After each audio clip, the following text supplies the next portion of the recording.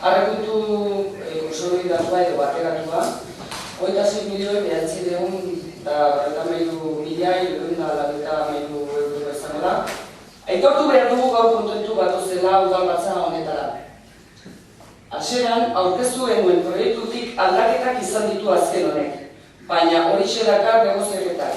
Ezberdinen artean elkar ulertu eta kasu honetan herriarentzat irtenbide honena bilatzea. Beraz, kontentu gaude gaur aurrekontuak adostasun zabal batekin onartuko direlako. Eta batez ere, aste guzti hauetan izandako hartu-emanak emaitza oparoak eman dioelako.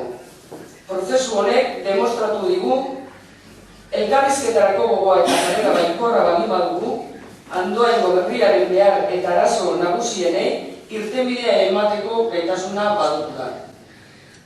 Naiz eta 2016ko aurrekontua zari, guk gaur aurrera begirako inflexio puntua ezartzen dugu. Akordio honen jarraipenerako markoak sortuko ditugu eta bertan egon daitezken ezusteko edo arazoen berri emateaz gain, soluzioak ere modu bateratuan adostuko ditugu.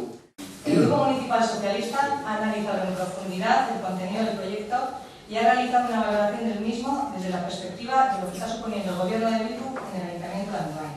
Queda patente el fracaso de la gestión del Bildu durante los últimos años en el Ayuntamiento de Andoain. 4 años de mala gestión es la herencia que Bildu iba a dejar, pero que recibieron finalmente ellos y que ahora mismo les toca lidiar. Planteamos el voto en contra de estos presupuestos porque los socialistas no vamos a ser copartícipes en la pretensión de tapar la mala gestión de la legislatura pasada. Politikan, bizitzan bezala, erabakiak hartu behar dira. Adiskatu behar dago. Zailtasunak edo imprebistoei aurre egin eta erronka nagusiei eutsi. Andoainen alde apustu eginaz.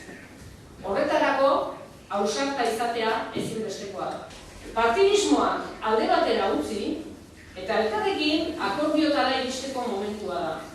Hitz egin, diferentziak landu, prioritateak markatu eta guztion artean Andoainek behar duen bultzada emateko momentua da. Andoain, udalbatza hau osatzen dugun guztion lehentasuna izan behar dute. Herri bat gidatzeko, herria maitatu, herritarrak errespetatu, entzun eta beraien errealitatea ezagutzea ezinbestekoa dela adierazi nahi dute.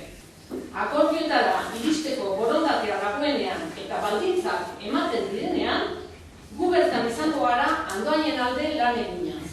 Horregatik, EAJ-PNV emango dio gaur baiezko bozka eztabaidagai dauden aurrekontu proposamenari. Dado que obra grande de Ganemos Andoain está la situación de baja, pues ha querido delegar su voto en mí y en ese sentido pues voy a leer un texto que me ha enviado.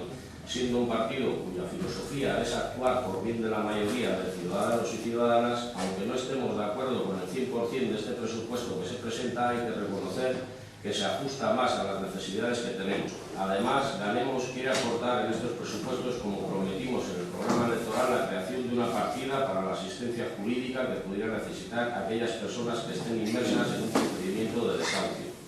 Por todo ello, Ganemos Andoain va a apoyar los presupuestos del 2016. Nos tenemos que felicitar al haber alcanzado un acuerdo para el 2016, rompiendo con una dinámica de bloqueo que se arrastraba desde el 2012.